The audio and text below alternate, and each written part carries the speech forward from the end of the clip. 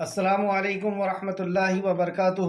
الحمد للہ رب العالمین، الصلاۃ والسلام علی سید المرسلین وعلی آلہ واصحابہ اجمعین۔ رب اشرح لی صدری ویسر لی امری ویسر لی امری ویسر لی امری واحلل عقدۃ من لسانی یفقہوا قولی۔ رب زدنی علما رب زدنی علما رب زدنی علما، آمین یا رب العالمین۔ ہر قسم کی تعریف اور شکر اللہ رب العزت کے لیے لائق اور زیبا ہے، جو ساری کائنات کا ایک و تنہا خالق، مالک، مربی اور منتظم ہے۔ درود و سلام ہو انبیاء اکرام پر، خصوصاً نبی مکرم رحمت للعالمین امام الانبیاء محمد صلی اللہ علیہ وسلم پر۔ معزز سامعین اکرام، آج سورہ مطففین ہم پڑھیں گے انشاءاللہ تعالی۔ اللہ رب العزت سے دعا ہے کہ اللہ رب العزت ہمیں صحیح معنوں میں، یعنی قرآن کو خود قرآن کی روح سے، قرآن کو صحیح احادیث سے اور صحابہ اکرام کے اقوال سے، تابعین اور تبع تابعین علماء اکرام سے سمجھنے کی ہمیں توفیق عطا فرمائے اور اس پر عمل کرنے کی۔ آخرت کے سفر میں ہم قیامت کے تعلق سے پڑھ رہے تھے، اور آج بھی مطففین میں قیامت کے تعلق سے ہی ذکر ہوگا۔ قیامت کیوں قائم ہوگی؟ مظلوم کو انصاف دلانے کے لیے، جس نے ظلم کیا ہے اسے سزا دینے کے لیے، اور جس نے ایمان لایا اور عمل صالح کیا اس کے لیے جزا دینے کے لیے، اسے انعامات سے نوازنے کے لیے۔ پچھلی کلاس میں ہم نے پڑھا کہ مظلوم کے اوپر جنہوں نے ظلم کیا، اور وہاں پہ بتایا گیا تھا مظلوم وہ زندہ گاڑی ہوئی لڑکی، اس سے پوچھا جائے گا کہ تو کس جرم کی وجہ سے گاڑی گئی، یعنی ایک ایسی مظلوم بچی جو دنیا میں ابھی آئی ہی ہے اور وہ معصوم ہے، اس کا کوئی قصور نہیں، لیکن اس کے باوجود بھی اس کا باپ ظالم اسے درگور کر دیتا ہے، اور آج کے اس دور میں اسے دنیا میں آنے سے پہلے ہی مار ڈالا جاتا ہے۔ تو ایسے مجرموں کے لیے قیامت قائم ہوگی۔ آج ہم پڑھنے والے ہیں ناپ اور تول میں کمی کرنے والے۔ ناپ اور تول میں کمی یعنی حق تلفی کرنا، کسی کا حق مار لینا، وہ گراہک کا حق ہو، تولنے میں کمی بیشی کی جا رہی ہو، یا ناپنے میں کمی بیشی کی جا رہی ہو، یا گننے میں کمی بیشی کی جا رہی ہو، تو یہ بھی ایک ظلم ہے، اور اس کی بھی سزا اللہ رب العزت نے یہاں فرمایا، اعوذ باللہ من الشیطان الرجیم، اے اللہ ہم تیری پناہ میں آتے ہیں شیطان سے، بسم اللہ الرحمن الرحیم، اللہ کے نام سے جو رحمان اور رحیم ہے۔ اس عظیم کام کو کہ ہم خالق کائنات ہم سے کیا کلام کرتا ہے، اس کو جاننے کے لیے شروع ہم اللہ رب العزت کے نام سے کرتے ہیں۔ گویا کہ ہم اس سے دعا کرتے ہیں کہ اللہ تو اپنے کلام کو ہمیں سمجھا دے، اسے سکھا دے اور اس پہ عمل کی توفیق دے دے۔ اے اللہ تو رحمان ہے، اے تو رحیم ہے، تو ہم پر رحم اور کرم فرما۔ ویل للمطففین، ڈنڈی مارنے والوں کے لیے تباہی ہے، ویل ہے۔ ویل یعنی ہلاکت ہے، بربادی ہے، تباہی ہے، اور ویل جہنم کے ایک گڑھے میں سے ایک گڑھے کا نام بھی ہے، ایک گڑھے کا نام، ایک وادی کا نام بھی ویل ہے۔ تو ناپ اور تول میں کمی کرنا، یہ کتنا ناپ اور تول میں کمی کی جا سکتی ہے؟ چند کھجوروں کی، اگر کھجور کو ناپا اور تولا جا رہا ہے تو، یا کسی بھی چیز کو ناپا اور تولا جا رہا ہے، تھوڑا سا چند گرام کا ہی کم اور زیادہ ہوا کرتی ہے۔ آدھا کلو اور 1 کلو کم زیادہ کرنے کی بات نہیں ہو رہی، اتنا تھوڑا سا بھی کوئی اگر کسی کی حق تلفی کرتا ہے، وہ حق تھا اس کے گراہک کا، سودا ہوا تھا، لیکن اس میں سے اس نے کم کیا، اتنا بھی اس کے اوپر ظلم نہیں کر سکتے کہ جو سودا آپ نے کیا ہے، جو طے ہوا ہے اتنے روپے کلو یہ چیز ہے، یا اتنے روپے درجن ہے، یا اتنے روپے لیٹر ہے، اور اتنا طے ہونے کے بعد پھر اس میں سے کم کیا جائے، بھلے ہی وہ تھوڑا سا کیوں نہ ہو، اور تھوڑا سا ہی کم یا زیادہ کیا جائے۔ اچھا، اس میں یہاں پہ یہ بھی نہیں کہا جا رہا ہے کہ زیادہ دو، تول کر کے زیادہ دو، یہ نہیں کہا گیا، کیونکہ اگر یہ کہا جاتا تو پھر سونے کا بزنس کرنے والے یا اس طریقے کا بزنس جو قیمتی چیز ہے وہ کیسا کرتے؟ تو زیادہ کا بھی حکم نہیں دیا گیا، اور اگر کوئی کم قیمت کی چیز ہوتی ہے تو اس کو لوگ زیادہ بھی تول کر کے دیتے ہیں، احتیاطاً کہ ہم سے کہیں غلطی نہ ہو جائے۔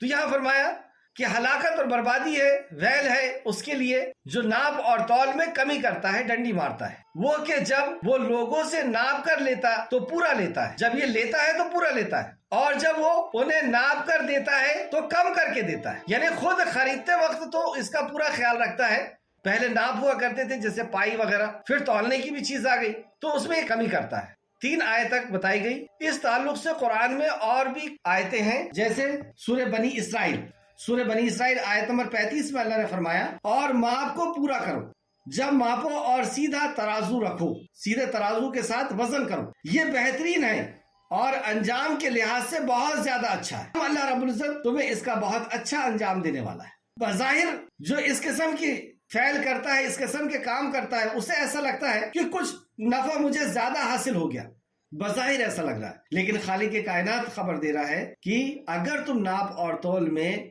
ترازو کو سیدھا رکھو گے، یعنی صحیح ناپو گے اور تولو گے، تو اس کا انجام بہتر ہے۔ سورہ رحمان آیت نمبر 9 میں بھی فرمایا اور انصاف کے ساتھ تول سیدھا رکھو اور ترازو میں کمی مت کرو۔ اسی طریقے سے سورہ انعام آیت نمبر 152 میں بھی ہے، سورہ انعام آیت نمبر 152۔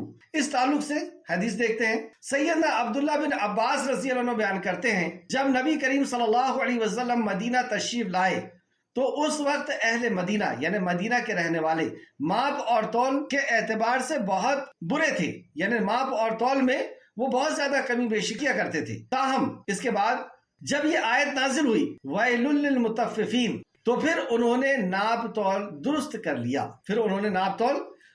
لیا، اور یہی ہوا کرتا تھا کہ جب بھی کوئی آیت، جب بھی کوئی احکام اللہ رب العزت کا نازل ہوتا تھا تو صحابہ کرام اس کو فوراً ایمان والا، اور آج بھی ایمان والا، جب اس کے پاس کوئی میسج آتا ہے، اللہ کی کوئی کلام میں سے کوئی بات آتی ہے یا رسول اللہ صلی اللہ علیہ وسلم کا فرمان آتا ہے تو فوراً وہ اپنے عمل کی اصلاح کرتا ہے، اپنا تزکیہ کرتا ہے۔ سنن نسائی جلد نمبر 6 اور حدیث نمبر 508 ابن ماجہ حدیث نمبر 2223 ابن ماجہ حدیث نمبر 2223۔ ایک اور حدیث دیکھتے ہیں، سیدنا عبداللہ بن عمر رضی اللہ عنہ بیان کرتے ہیں کہ رسول اللہ صلی اللہ علیہ وسلم نے ہمارے طرف متوجہ ہو کر فرمایا، اے مہاجرین، بتائیے اللہ اکبر، مہاجر کی طرف خطاب کرتے ہوئے فرمایا، اے مہاجر کی جماعت، 5 چیزیں ایسی ہیں کہ جب تم ان میں سے مبتلا ہوگے تو تمہیں اس کی سزا ضرور دی جائے۔ مطلب اتنے قیمتی لوگ، مہاجرین والانصار، تو انصار کا بھی ذکر بعد میں ہوا، پہلے مہاجر کا ذکر ہوا، اور ان کی اتباع کرنے کہا، سابقون و اولون کی، لیکن ان کے طرف بھی خطاب کر کے رسول اللہ صلی اللہ علیہ وسلم نے فرما دیا تو آپ اور میں کیا چیز ہے؟ اگر ہم نے بھی اس جرم کو کیا، ان 5 میں سے کسی جرم کو، تو بغیر عذاب کے اللہ رب العزت نہیں چھوڑے گا۔ تو چنانچہ 5 ایسی چیزیں ہیں جب تم ان میں سے مبتلا ہو جاؤ گے، یعنی اس کا ارتکاب کرو گے، اس میں مبتلا ہو جاؤ گے تو تمہیں اس کی سزا ضرور دی جائے، اور میں اللہ کی پناہ مانگتا ہوں کہ وہ بری چیزیں تم پر نہ پہنچے، مطلب اس چیز میں تم مبتلا نہ ہو۔ یہ مہاجر کے تعلق سے نبی مکرم صلی اللہ علیہ وسلم نے دعا کی، وہ یہ ہے جب بھی کسی قوم میں، اب وہ 5 چیز میں سے پہلی چیز، جب بھی وہ کسی قوم میں بے حیائی، بدکاری وغیرہ، بے حیائی یعنی بدکاری وغیرہ اعلانیہ ہونے لگی، بدکاری جب اعلانیہ ہونے لگتی ہے تو ان میں طاعون اور ایسی بیماریاں پھیل جاتی ہیں جو ان کے گزرے ہوئے لوگوں میں نہیں ہوتی، مطلب ایسی بیماری پھیلتی ہے طاعون کے جیسی جو بہت تیزی سے پھیلتی ہے، چھونے سے پھیلتی ہے، ایک دوسرے کے سے پھیلتی ہے، یہ طاعون ایک دوسرے سے پھیلنے والی بیماری ہے، اور ایسی بیماری طاعون کے جیسی بیماری تمہارے اندر ہوگی، اور ایسی بیماری جو تم سے پہلے لوگوں میں نہیں ہوگی، مطلب ایسی بیماری جس کے بارے میں کبھی سنا نہیں تھا، وہ بیماری طاعون کے جیسی پھیلے گی۔ کون سا عمل؟ جب بدکاری کھلے عام ہونے لگے گی، اور جب بھی وہ ماپ اور تول میں کمی کرتے ہیں۔ دوسرا، جب وہ ماپ اور تول میں کمی کرتے ہیں، انہیں قحط سالی، روزگار کی تنگی، قحط سالی یعنی سوکھا پڑ جانا، بارش کا نہ ہونا، اور بارش ایک بیسک نیڈ ہے، بنیادی ضرورت ہے، اور بارش اگر نہیں ہوگی تو فصلیں نہیں ہوگی اور سارے کاروبار چوپٹ ہو جائیں گے، تو بارش نہیں ہوگی، روزگار کی تنگی ہو جائے گی، اور بادشاہ کے ظلم کے ذریعے سے سزا دی جائے گی، مطلب ایسے ظالم بادشاہ کو مسلط کیا جائے گا اور اس کے ذریعے سے تمہیں سزا دی جائے گی۔ یہ دوسرا جرم۔ دوسرا اور تیسرا، زکوٰۃ نہ دینے سے آسمان سے بارش روک دی جاتی ہے، اگر جانور نہ ہو تو انہیں کبھی بارش نہ ملے۔ آسمان سے زکوٰۃ نہ دینے سے آسمان سے بارش، یہ تیسرا جرم ہے۔ اگر زکوٰۃ نہیں دیں گے تو آسمان سے بارش نہیں ہوگی، اور کیوں بارش ہو رہی ہے؟ تاکہ جانور نہ مر جائے، اور اگر یہ جانور نہ ہوتے تو ان کے اوپر ایک قطرہ بھی نہ گرتا۔ جو لوگ اللہ اور اس کے رسول کا عہد توڑتے ہیں تو ان پر دوسری قوم میں سے دشمن مسلط کر دیے جاتے ہیں، تو وہ سب کچھ وہ چھین لیتا ہے جو ان کے ہاتھ میں ہوتا ہے۔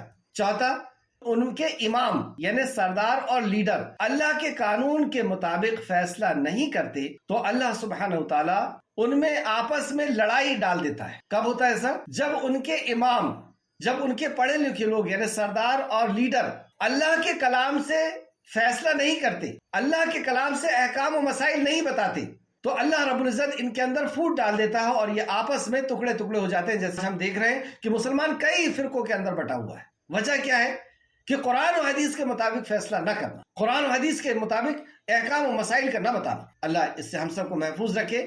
सुनन इब्न माजा सही हदीस है, सुनन इब्न माजा हदीस नंबर 4019। इसी तरह हमने पीछे पढ़ा कि अल्लाह सुब्हान व तआला ने शुएब अलैहिस्सलाम की कौम का एक जुर्म में से यानी शिर्क के साथ साथ उनके अंदर ये भी एक जुर्म था शुएब अलैहिस्सलाम की कौम के अंदर कि वो नाप और तौल में कमी करते थे। तो अल्लाह रब्बुल इज्जत ने उनके ऊपर सख्त तरीन अजाब डाल करके उनको तबाह और बर्बाद कर। तो अल्लाह रब्बुल इज्जत हमें नाप और तौल में, और नाप और तौल से मुराद सिर्फ नाप और तौल नहीं, इससे असल है हक तलफी करना। अल्लाह हम सबको महफूज रखे। एक बार फिर से देख लें, नाप और तौल में कमी करने वालों के लिए तबाही है, वेल है वो कि जब लोगों से नाप कर लेते हैं तो पूरा लेते हैं, और जब वो उन्हें नाप कर या तौल कर देते हैं तो कम देते हैं। आयत नंबर 4, क्या ये लोग यकीन नहीं रखते कि बेशक वो कब्रों से उठाए जाएंगे? मतलब इतना हक तलफी की वजह क्या है, लोगों के साथ जुल्म करने की वजह क्या है कि क्या वो आखिरत का यकीन नहीं रखते? वाकई जो आखिरत का यकीन नहीं रखेगा वही इस किस्म के काम करेगा, हक तलफी करेगा, नाइंसाफी करेगा और जुल्म करेगा इंसानियत के ऊपर। ये इंसानियत के जुल्मों में से एक जुल्म है। तो क्या ये लोग यकीन नहीं रखते कि बेशक वो कब्रों से उठाए जाएंगे, यानी मरने के बाद उन्हें जिंदा होना है और अपने रब के सामने हाजिर होना है? क्या उन्हें ये यकीन नहीं? लियौमिन अजीम, एक अजीम दिन के लिए, जो आखिरत का दिन है, जो इंसाफ का दिन है, उसे भूले बैठे। और वो दिन कैसा है? 50,000 साल का दिन है। एक मुस्लिम शरीफ की हदीस से मैं आपको उसका दलील देने वाला हूँ। और ये क़यामत का दिन है, जिस दिन के मुताल्लिक से यहाँ फरमाया, जिस दिन लोग रब्बुल आलमीन के सामने खड़े किए जाएंगे, रब्बुल आलमीन के सामने खड़े किए जाएंगे।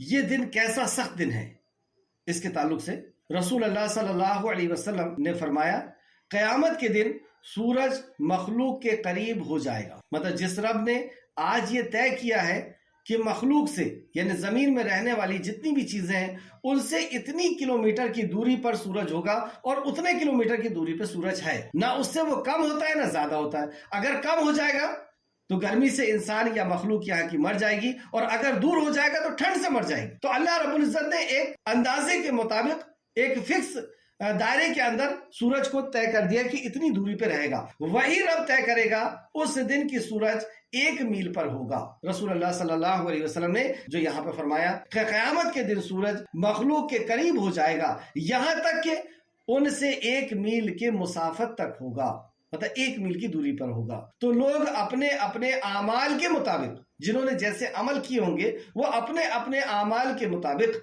पसीने में डूबने लगेंगे। पसीना उनमें से बाज के टखनों तक होगा, मतलब जिसके जैसे गुनाह है तो बाज के टखनों तक होगा, बाज के घुटनों तक, बाज के कमर तक, और बाज को लगाम की तरह लगाम डाल दी जाएगी। नीज रसूल अल्लाह सल्लल्लाहु अलैहि वसल्लम ने अपने हाथ के साथ मुंह के तरफ इशारा करके बताया कि इस तरह लगाम लगा दी जाएगी। मुस्लिम शरीफ हदीस नंबर 2864।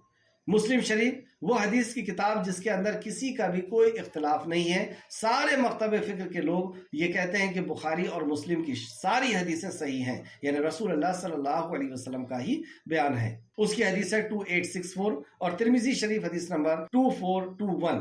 ये ऐसा सख्तरीन दिन है जिसमें हम सबको हाजिर होना है, जिसमें 1 मील सूरज दूरी पर होगा, वहां पे क्योंकि मौत भी नहीं है, और ऐसा जिस्म दे दिया जाएगा जो खत्म भी नहीं हो, और अल्लाह हर चीज पर कादिर। और फिर हालत ये होगी कि आदमी का पसीना निकलेगा, और निकलते निकलते निकलते निकलते वो उसमें डूबना शुरू हो जाएगा। अल्लाह हम सबको महफूज रखे और अपने अर्श का साया हम सबको नसीब फरमाए। सैयदना इब्न मसूद रज़ी अल्लाह अन्हु से रिवायत है कि लोग 40 साल तक अपने सरों को आसमान की तरफ उठाए खड़े रहेंगे, और उनमें से कोई बात भी नहीं करेगा, और पसीना नेक और बद सबको लगाम लगा रखा होगा। तफसीर अल तबरी जिल्द नंबर 30 और सफ़ा नंबर 117, और तफसीर इब्न कसीर जिल्द नंबर 6 और सफ़ा नंबर 455 यानी उसकी हौलनाकी हर किसी के ऊपर छाई होगी। लेकिन दूसरी हदीसों से हमें पता चलता है कि मोमिन अल्लाह के साए के नीचे होंगे, और वहां पर वो आराम और सुकून हासिल करेंगे। और वो 7 किस्म के लोग, और दूसरी हदीसों में भी उनकी दूसरी सिफात बयान की गई है कि वो लोग अल्लाह रब्बुल इज्जत के अर्श के साए में चले जाएंगे। अल्लाह उनमें से हम सब रखे। एक और दूसरी हदीस जिससे हमें ये पता चलता है कि वो दिन कितना बड़ा होगा, 2-4-6 घंटे 200-400 साल का नहीं, 50,000 साल का होगा, जैसे यहाँ फरमाया। सैयदना अब्दुल्लाह बिन उमर रज़ी अल्लाह अन्हु बयान करते हैं कि रसूल अल्लाह सल्लल्लाहु अलैहि वसल्लम ने इस आयत, जिस दिन लोग रब्बुल आलमीन के सामने खड़े किए जाएंगे, اس کی تفسیر میں فرمایا، مطلب رسول اللہ صلی اللہ علیہ وسلم نے اس کی کیا تفسیر کی؟ لوگ اپنے رب کے سامنے کھڑے ہوں گے، یہاں تک کہ بعض لوگ اپنے آدھے کانوں تک پسینے میں ڈوبے ہوئے ہوں گے۔ بخاری شریف حدیث نمبر 6531 اور مسلم شریف حدیث نمبر 2862۔ سیدنا عائشہ رضی اللہ عنہ بیان فرماتی ہیں کہ رسول اللہ صلی اللہ علیہ وسلم قیامت کے روز میدان حشر میں کھڑے ہونے کی تنگی سے پناہ مانگا کرتے تھے۔ میدان محشر کی تنگی سے پناہ مانگا کرتے تھے رسول اللہ صلی اللہ علیہ وسلم۔ تو ہمیں بھی چاہیے کہ ہم بھی ایسے سخت دن کی تنگی سے پناہ مانگے، اللہ رب العزت ہمیں محفوظ رکھے۔ آیت نمبر 7، ہرگز نہیں، بے شک بدکاروں کا اعمال نامہ یقیناً سجین میں ہوگا۔ وما ادراک ما سجین، اور آپ کو کیا معلوم کہ سجین کیا ہے؟ کتاب مرقوم، ایک کتاب ہے لکھی ہوئی، ان کا ٹھکانہ لکھ دیا گیا ہے جس کتاب میں۔ جیسے اس کے پہلے ہم نے پڑھا تھا کہ جب نیک شخص کی روح قبض ہوتی ہے تو اس کے لیے 7 آسمان کے دروازے کھولے جاتے ہیں اور علین میں اس کا نام درج کیا جاتا ہے۔ بدبخت شخص ہوتا ہے، نافرمان ہوتا ہے، تو اس کا نام اعمال یا اس کی روح کے لیے آسمان کے دروازے نہیں کھولے جاتے اور اسے وہیں سے لوٹا دیا جاتا ہے، اور وہ نیچے آ کر کے یہی جو سجین بتایا گیا 7 زمین کے نیچے اس کا ٹھکانہ ہے، اور وہاں پر اس کے نام کو درج کیا جاتا ہے۔ جس تعلق سے وما ادراک ما سجین، تفسیر ابن کثیر جلد نمبر 6 اور صفحہ نمبر 456۔ اور آپ کو کیا معلوم کہ سجین کیا ہے؟ یعنی وہ ایک امر عظیم، ہمیشہ ہمیش کا قید اور دردناک عذاب ہے۔ وہ ایک قید خانہ ہے اور دردناک عذاب ہے۔ ہمارے عمل کے مطابق اس کو بنایا گیا ہے، یعنی مادی شکل، ہمارے عمل کو بھی شکل دی جائے گی۔ جیسے جو سونا اور چاندی کی زکوٰۃ نہیں دیتا تو اس سونے اور چاندی کو شکل دی جائے گی سانپ کی، اور پھر وہ اس سے کہے گا کہ میں ہوں تیرا جمع کیا ہوا ذخیرہ، خزانہ، جس کی تو حق ادا نہیں کرتا تھا، جس کا تو زکوٰۃ نہیں دیتا تھا، اور اس کے ذریعے سے اس کو عذاب دیا جائے گا۔ تو یہی ہوگا کہ جو عمل ہم نے کیے ہیں اس عمل کی شکل بنائی جائے گی اور اس شکل کے ساتھ عذاب دیا جائے گا۔ تو یہی ہے وہ سجین۔ حضرت برا بن عازب رضی اللہ عنہ سے مروی ہے، طویل حدیث کا ایک حصہ یہ کہ اللہ تعالیٰ کافر کی روح کے بارے میں فرماتا ہے کہ اس کی کتاب سجین میں لکھو، یعنی اس کا جو نام اعمال ہے اس کو سجین میں لکھ دیا جائے، اور سجین 7 زمین کے نیچے ہے۔ بدکاروں کا ٹھکانہ جہنم ہے، جو پست سے پست جگہ ہے۔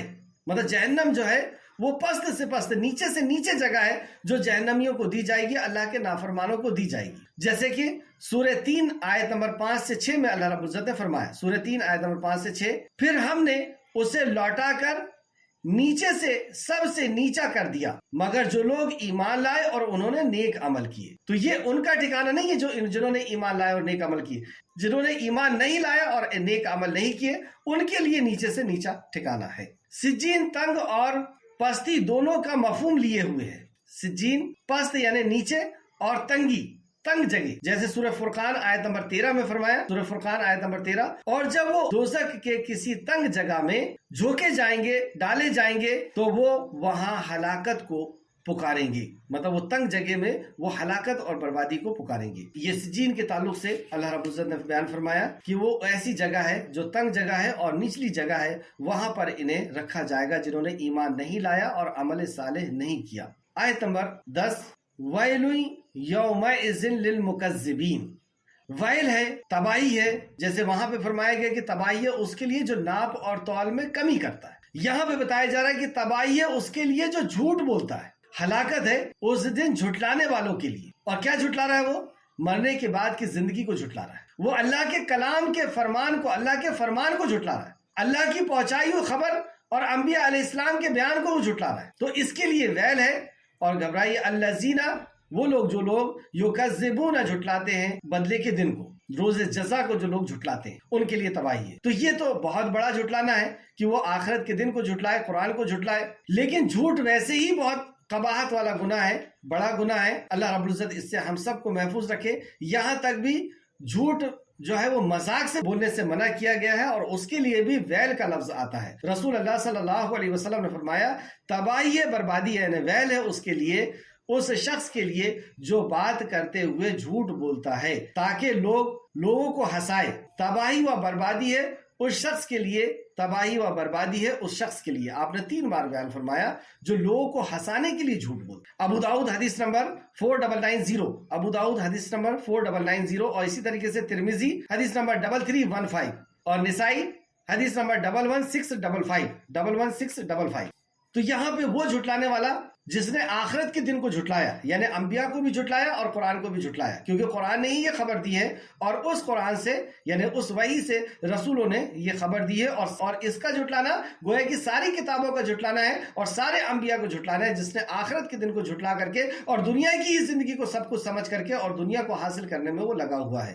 آیت نمبر 12، اور اسے صرف ہر حد سے بڑا گنہگار ہی جھٹلاتا ہے۔ جو حد سے بڑا ہوا گنہگار ہوتا ہے وہی آخرت کے دن کو جھٹلاتا ہے اور وہی آخرت کو بھول کر کے زندگی جیتا ہے۔ اذا تتلی علیہ آیاتنا قال اساطیر الاولین، جب اس پر ہماری آیتیں تلاوت کی جاتی تو وہ کہتا ہے، مطلب اس قرآن کے تعلق سے اس کا کیسا عقیدہ ہے، کیا اس کی سوچ ہوتی ہے، اس قرآن کے تعلق سے وہ کہتا ہے اساطیر الاولین، یہ تو اولوں کی یعنی پچھلے لوگوں کی کہانیاں ہیں، یہ اسے عبرت اور نصیحت کے لیے نہیں پڑھتا، یہ اللہ کا کلام سمجھ کر کے اور میرے لیے نازل ہو رہا ہے اس کو سمجھ کر کے نہیں پڑھتا، یہ اس کلام کو قصے اور کہانی کی کتاب میں ہے سمجھ کر کے پڑھتا۔ یہ اس شخص کے لیے ہلاکت ہے، اس شخص کے لیے جہنم کا اللہ رب العزت نے کہا۔ جب اس پر ہماری آیتیں تلاوت کی جاتی ہے تو کہتا ہے یہ تو پہلے لوگوں کی کہانیاں ہیں، یعنی اسے حقیقت نہیں سمجھتا، تو قرآن کی جو حق کو ادا نہیں کرتا۔ اور قرآن کے حق میں سے ایک حق یہ ہے کہ اس پر ایمان لایا جائے، اس پہ غور فکر کیا جائے، اس پہ عمل کیا جائے۔ کلا بل، ہرگز نہیں، بلکہ ان کے دلوں پر ان کے برے اعمال نے زنگ لگا دی۔ مطلب جب انسان گناہ کرتا ہے تو گناہ کی وجہ سے اس کے دل میں زنگ لگ جاتا ہے، جیسے ابن عباس رضی اللہ عنہ نے اس آیت کی تفسیر کرتے ہوئے فرمایا، پھر آپ نے اپنے ہتھیلی کو کھول کر کے دکھایا اور ایک انگلی کو بند کیا، پھر دوسرا گناہ کرتا ہے، پھر دوسری انگلی کو بند کیا، اور ایسے کرتے کرتے وہ پورا دل بند ہو جاتا ہے، پھر اس کے اوپر کوئی نصیحت اور وصیت اثر نہیں کرتی۔ ہم دیکھیں اپنا حال اور صحابہ کرام کا، کہ جب آپ کو نصیحت اور وصیت کی جاتی تھی صحابہ کرام کو، جب قرآن کی آیتیں تلاوت کی جاتی تھی، جب جنت اور جہنم کا تذکرہ کیا جاتا تھا تو ان کی کیا کیفیت ہو جاتی تھی؟ وہ جنت اور جہنم کو جیسے کہ آنکھ سے دیکھ رہے ہوں، جہنم کے معاملے کو، جہنم کے بارے میں سن کر کے، قیامت کے بارے میں سن کر کے، قبر کے عذاب کے بارے میں سن کر کے وہ زار و قطار ہوتے تھے، آگ کو دیکھ کر کے آگ کا تصور کرتے تھے، جہنم کی آگ کا، اور بے ہوش ہو جایا کرتے تھے۔ تو گویا کہ ان کے دل اثر کرتے تھے، اس لیے ان کے اوپر نصیحت اور وصیت اثر کرتی تھی۔ آج ہم لوگ پڑھتے ہوئے چلے جاتے ہیں، ہمارے دلوں کے اوپر نصیحت اور وصیت اثر کیوں نہیں کر رہی؟ کیونکہ گناہ کی وجہ سے دل جو ہے وہ زنگ آلود ہو گیا ہے، اب اس کے اوپر نصیحت اور وصیت اثر نہیں کر رہی۔ اس کو کیسے صاف کریں؟ اور زنگ ایسی چیز ہے کہ وہ لوہے جیسی سخت چیز میں بھی لگ جائے تو اسے بھی گلا کر کے ختم کر دیتا ہے، برباد کر دیتا، تو یہ دل پر جب لگ جاتا ہے تو دل کو بھی تباہ برباد کر دیتا ہے۔ زنگ کے تعلق سے ایک حدیث دیکھتے ہیں، رسول اللہ صلی اللہ علیہ وسلم نے فرمایا، جب مومن کوئی گناہ کرتا ہے، جب مومن کی بات ہو رہی ہے، جب گناہ کرتا ہے تو اس کے دل پر ایک سیاہ نقطہ لگ جاتا ہے، ایک ڈاٹ لگا دیا جاتا ہے کالا۔ اگر وہ توبہ کر لے اور اس سے باز آ جائے، جب وہ اپنی بخشش کی درخواست کرتا ہے، اس سے باز آ جاتا ہے تو اللہ رب العزت اس کے دل سے اس نقطے کو صاف کر دیتا ہے، دھو دیتا ہے۔ اگر وہ مزید گناہ کرے، یعنی اس گناہ کو کرنے کے بعد وہ توبہ نہ کرے، اس سے رک جانے کی کوشش نہ کرے اور وہ مزید کرے، بعد میں بھی کرے، تو اگر مزید کرے سیاہی کا نقطہ زیادہ ہو جاتا ہے، مطلب پھر سے ایک ڈاٹ اور لگ جاتا ہے، حتیٰ کہ ہوتے ہوتے دل سیاہ ہو جاتا ہے۔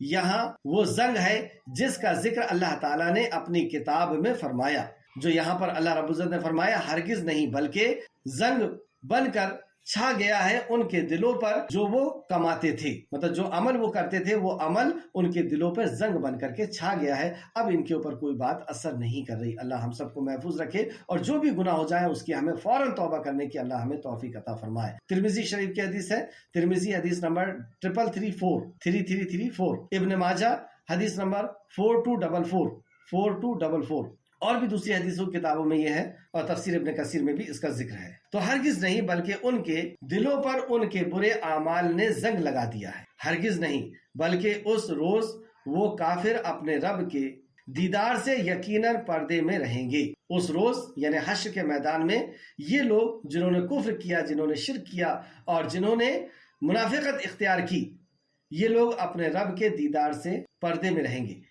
امام شافعی اس آیت کی تفسیر میں یہ فرماتے ہیں کہ گویا کہ مومنوں کو اللہ کا دیدار ہوگا، واللہ اعلم۔ تو ہرگز نہیں، بلکہ اس روز کافر اپنے رب کے دیدار سے یقیناً پردے میں رہیں گے، یعنی ان کو رب کا دیدار نہیں ہوگا جنہوں نے انکار کیا، جنہوں نے آخرت کا انکار کیا، جنہوں نے قرآن کا انکار کیا اور قرآن کو کہا کہ یہ تو محض ایک قصے اور کہانی کی کتاب ہے، اسے پڑھیں نہ پڑھیں کوئی مسئلہ نہیں ہے، اور بھی دنیا کے دوسرے علم ہے اس کو حاصل کرنا ضروری ہے، تو اس کو نہ انہوں نے ایمان لایا، نہ اس پہ غور و فکر کیا، پڑھا، نہ اس پر انہوں نے عمل کیا، تو ایسے لوگ ہوں گے جن کو رب کا بھی دیدار وہاں نصیب نہیں ہوگا، پھر بے شک وہ ضرور دوزخ میں داخل کیے جائیں گے۔ اللہ رب العزت ان سے وعدہ کر رہا ہے کہ بے شک وہ ضرور دوزخ میں داخل کیے جائیں گے۔ پھر ان سے کہا جائے گا کہ یہ وہی چیز ہے جسے تم جھٹلایا کرتے تھے، مطلب انہیں اب وہاں پہ یاد دلایا جائے گا، انہیں بتایا جائے گا کہ یہ وہی جہنم ہے جسے تم جھٹلایا کرتے تھے، جس کا تم انکار کیا کرتے تھے، یہ وہی دن ہے حشر کا میدان جس کا تم انکار کیا کرتے تھے اور دنیا کو ہی سب کچھ سمجھ کر کے تم زندگی جی رہے تھے، مظلوم کے اوپر ظلم کر رہے تھے اور حق تلفی کر رہے تھے، لوگوں کی جھوٹ بول کر کے ان کو دھوکہ دے رہے تھے، تو یہ ساری چیزوں کا ان کو بتایا جائے گا کہ تم نے یہ سب اس لیے کیا تھا کہ تمہیں آخرت کا یقین نہیں تھا، آخرت کا تم انکار کر رہے تھے، لو یہ دن آ گیا اور انہیں یاد دلا دلا کر کے ان کو جہنم کا عذاب دیا جائے گا۔ اللہ رب العزت سے دعا ہے کہ اللہ رب العزت ان ساری باتوں پہ ہمیں یقین تو دلا دے، ہمیں مضبوط ایمان والا بنا دے اور ان سارے گناہوں سے بچنے کی اے خالق مالک ہمیں تو توفیق عطا فرما، آمین یا رب العالمین۔ اے اللہ جب تک زندہ رکھ، ایمان اور اخلاص کے ساتھ، عمل صالح کے ساتھ ہمیں زندہ رکھ اور ہمارا خاتمہ بالخیر فرما، آمین یا رب العالمین۔ السلام علیکم ورحمۃ اللہ وبرکاتہ۔